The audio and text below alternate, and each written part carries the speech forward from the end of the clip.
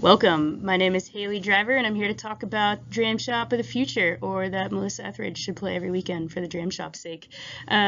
We wanted to look at what forecasting might tell us about sales at the Dram Shop, and specifically Missoula events. First things first, what are we doing here? We wanted to find accurate forecasts for month and day of week, and if they are reliable, trying to understand the effects of past events and if they have a positive or negative impact on sales. The goal of this is to plan for future events, to have accurate staffing, and maybe to come up with opportunities for promotions or events in the future for the Dram Shop. So when we first started out with this project, we sort of set aside some expectations of things we might notice, and we sort of all agreed that we would have thought that most all events in Missoula, whether they were cultural events, school-related, or beer-centered events, would impact the Dram Shop in some way, whether positive or negative. So in realizing our expectations, we needed to figure out how to see if those expectations were realized or not. And so we used the forecasting tool in Excel, although we have a limited amount of data, so it's not the most perfect view of what exactly is happening. We think that maybe regression would tell us more, but we still are kind of left with the realization that we don't have a lot of data points, and that the Dram Shop opened its first year, 2015. It was not a complete year.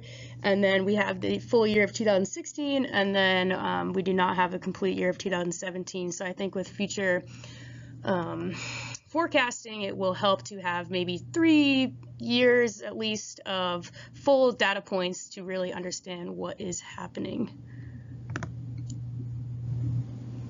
Make sense? Okay. Mm-hmm.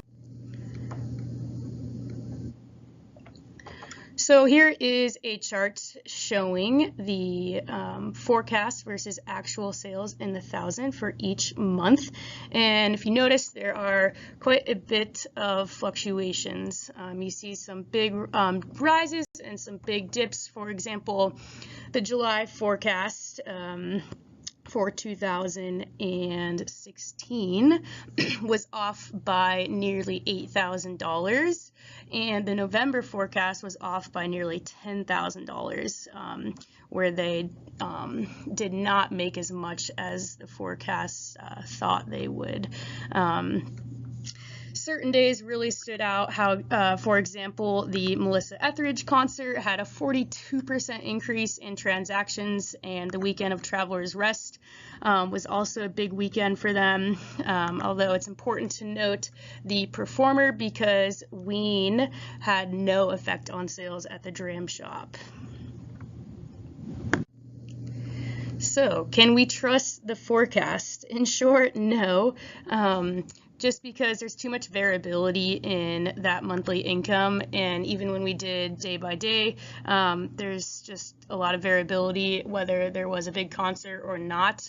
For example, like March 11th had one of the biggest spikes in sales, but based on our research in 2016, there really wasn't much going on in Missoula, and so it's hard to say if the forecast predicts reliably for big events, or if it's just a popular day to go drink beer at the Dram Shop. So here's why. Can we develop accurate forecasts for revenue and items sold at the monthly level? How far out can we trust that forecast? Like I said, there really isn't enough data to give an accurate forecast by month. Can we trust data accurate forecasts for sales by day of the week? How far out can we trust these forecasts? Forecast differences are off considerably. Like I said, you can get a general idea in the ballpark, but hard to make a big business decision based off these forecasts. What are the events that significantly impact expected sales? Is the impact positive or negative? So some large events did draw people into the Dram shop, and in a positive way. However, it's just important to note maybe who it exactly was that was performing, like the crowd of Iron and Wine, would bring a lot of people, kind of that target market that Dram shop goes for, in there, and would nudge sales up. However, the concert such as Ween really did not bring a lot of people out to the Dram shop, as it just would appear, a hypothesis that not many Ween listeners attend the Dram shop. So looking forward, what else could we possibly look at? Some of the ideas we had based on what we were interested in might be correlations with weather and smoke. Is pretty hard to tell, but definitely some more investigation could be put into that, especially on the granular level of looking at a big snow day, if that had a big impact or anything like that, or big, like the first sunny day of the year, something like that might be interesting. And then a more granular breakdown of music events by fan base, I think, would be really fascinating for the Dram shop. And then something we also didn't get to look at, but that could be interesting, would be specific beverage popularity. Like, what did the crowd of Pat Benatar and Melissa Etheridge drink a lot, and just making sure that they have enough of that on hand, or maybe more of it.